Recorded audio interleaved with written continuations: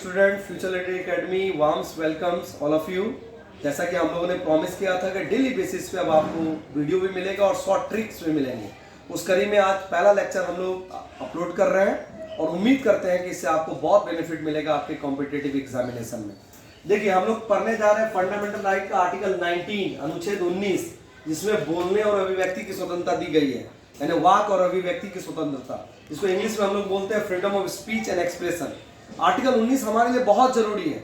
यह हमें बोलने और अभिव्यक्ति की स्वतंत्रता दे रहा है और इसमें टोटल 7 टाइप की स्वतंत्रताएं थी, लेकिन 19F को जो राइट टू प्रॉपर्टी था 42वां संविधान संशोधन 1976 के द्वारा रिमूव कर दिया गया। यानी 42nd अमेंडमेंट 1976 से इसको रिमूव किया गया इंदिरा गांधी के समय में, और अब ये केवल लीगल राइट है अंडर आर्टिकल 300A।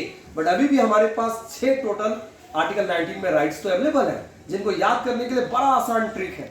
सबसे पहले आप देखो 19A, इसमें आपको बोलने का अधिकार मिला है, और जब आप बोल रहे हो तो सुनने वाला तो होना चाहिए, और जब सुनने वाला और बोलने वाला एक जगह होगा तो उसको हम लोग बोलते हैं कि सभा कर रहे हैं, यानी राइट टू एसोसिएशन। ये 19B में मिल गया।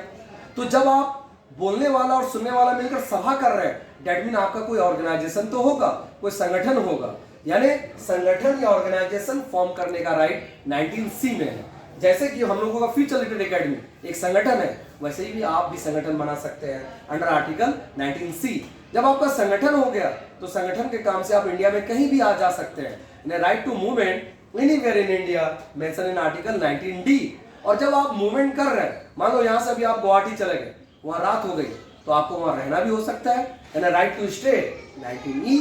और 19F में था राइट टू प्रॉपर्टी, जिसको हटा दिया गया 19G में। जब आप गुवाहाटी में रह रहे हैं और वहां एक महीना रहना पड़ गया, तो हो सकता है आपका वहां कोई बिजनेस भी है, दैट मीन 19G में क्या है, राइट टू बिजनेस और ऑक्यूपेशन, यानी कोई भी आजीविका और व्यवसाय आप कर सकते हैं। बड़ा आसान है। तो फ्रेंड 19A में क्या है, बोलना। ई में सुनने वाला होना चाहिए, और बोलने वाला बोल रहा है, सुनने वाला सुन रहा है, दैट मीन एसोसिएशन, सभा करना। सी में संगठन। डी में संगठन के काम से कहीं भी आना जाना, यानी राइट टू मूवमेंट। ई में वहां जाकर बस जाना, यानी राइट टू स्टे। और जी में क्या है, राइट टू बिजनेस, यानी कोई भी आजीविका बिजनेस आप कर सकते हैं सिवाय इलीगल बिजनेस के। जैसे आप स्मगलिंग नहीं कर सकते हैं, आप नशीली चीजों को नहीं बेच सकते हैं। उम्मीद है कि ये लेक्चर आपके लिए बड़ा बेनिफिशियल होगा और इन ट्रिक के माध्यम से आप आर्टिकल 19 के सारे आर्टिकल को याद रखेंगे। Thank you very much.